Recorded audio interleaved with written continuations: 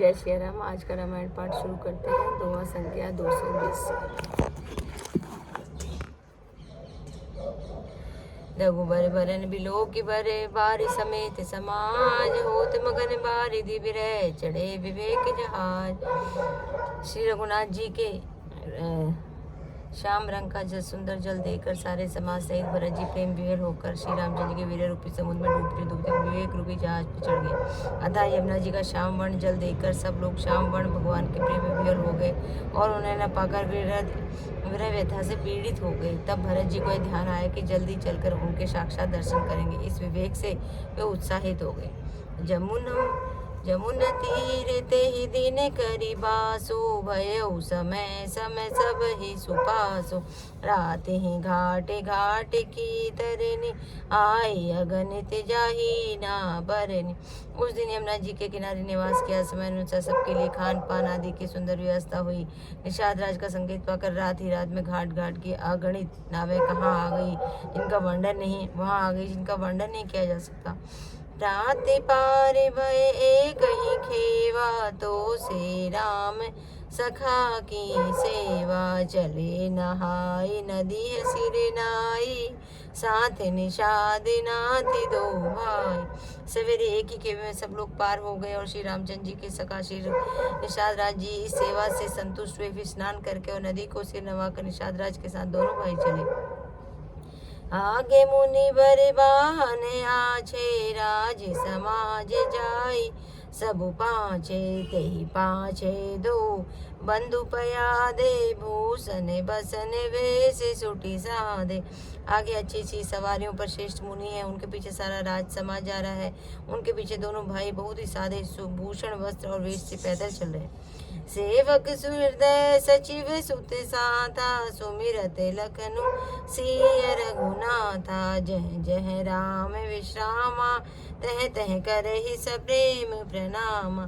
सेवक मित्र और मंत्री के पुत्र उनके साथ हैं। लक्ष्मण श्री सीता जी और श्री रघुनाथ जी का स्मरण करते जा रहे हैं। जहाँ जहाँ श्री राम जी ने निवास और विश्राम किया था वहाँ वहाँ वो प्रेम सहित प्रणाम करते हैं। मृगवासी नर नारी सुनी धाम काम तजि धाई देखि स्वरूप स्नेह सब मुदित जन्म फल पाई। मार्ग में रहने वाले स्त्री पुरुष सुनकर घर और काम काज छोड़कर दौड़ पड़ते हैं। उनके रूप सुंदर सौंदर्य और प्रेम को देखकर वे सब जन्म लेने का फल पाकर आनंदित होते हैं। कहे सब प्रेम एक एक पाही राम लखन सखी होई की नाही भय बपु बरन रूप सोयाली सीलु स्नेहु सरि से समझाली। गाँव की स्त्रियां एक दूसरे से प्रेम पूर्वक कहती हैं कि हे सखी ये राम लक्ष्मण हैं कि नहीं है। हे सखी इनकी अवस्था शरीर और रंग रूप तो वही है। सील स्नेह उन्हीं के सदृश है और चाल भी उन्हीं के समान है। बेसुन सो सखी सिय ना संगा आगे अनिचल चतुरंगा नहीं प्रसन्न मुख मानस खेदा सखी संदेह हो यही भेदा। परंतु हे सखी इनका ना तो वेश वत्कल वस्त्रधारी मुनिवेश है न सीता जी ही संग है और इनके आगे चतुरंगी सेना भी चली आ रही है। फिर इनके मुख प्रसन्न नहीं है, इनके मन में खेद है। हे सखी इसी भेद के कारण संदेह होता है।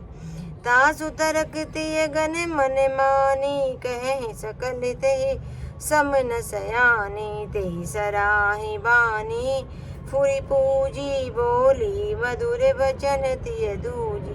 उनका तर्क युक्ति अन्य स्त्रियों के मन में भाया। सब कहती है कि इसके समान सयानी चतुर कोई नहीं है। उसकी सराहना करके और तेरी वाणी सत्य इस प्रकार उसका सम्मान करके दूसरी स्त्री मीठे वचन बोली।